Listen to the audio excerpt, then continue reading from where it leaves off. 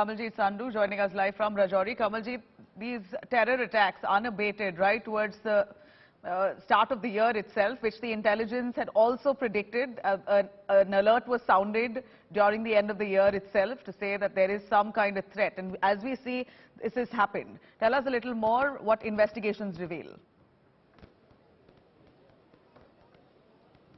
So it's a double whammy, a twin tragedy taking place here in Dangri, and behind me are the scene. It's a collective loss for this entire village, if you can say so. The bodies have been kept right in the middle of the chalk.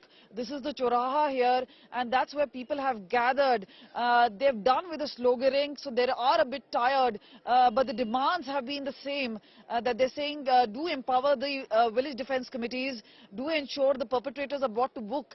They also want accountability both from the police and the administration. There were a lot of sloganeering against the BJP, against the Jammu Kashmir police.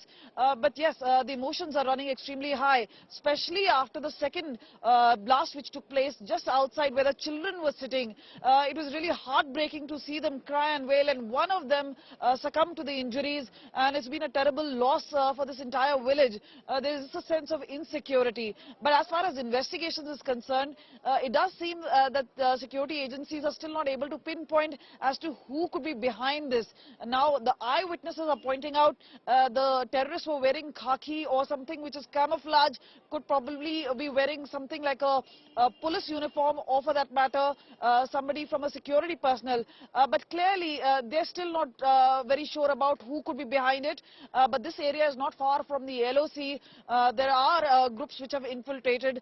Some of them suspect that there have been several groups which have come in the past. But yes, it comes almost just days after the DGP as well as senior officers made claim that things were under control. Remember, G20 is supposed to take place in Jammu and even in Srinagar. So that has been the plan. But yes, Pakistan trying to offset everything because they're trying to obviously send out a message that people are not secure. And if you can see out there scenes which are really heartbreaking, mothers wailing. This is families who've been torn apart. And right now, the onus responsibility is obviously on the police. We've been told the NI is going to join in investigation, and obviously they will register a case, and perhaps there may be some mulling over, handing over the case to the NI. But clearly, when it comes to Pakistan and its tricks, it does seem that by choosing soft targets, this is targeted killing being done. This is a Hindu-dominated area, so they have shifted focus not just from Kashmir to Jammu, but also this particular division. And in times to come, where assembly elections could be announced any point of time, this is where the real concern of security agencies is, that Jammu division could be targeted time and again, and obviously with fingers pointing towards the government and even the centre, several questions being raised. But at this point of time, it's the emotions which seem to be running high, and everybody's asking question, why was the area not sanitized? How come the IED blast really took place?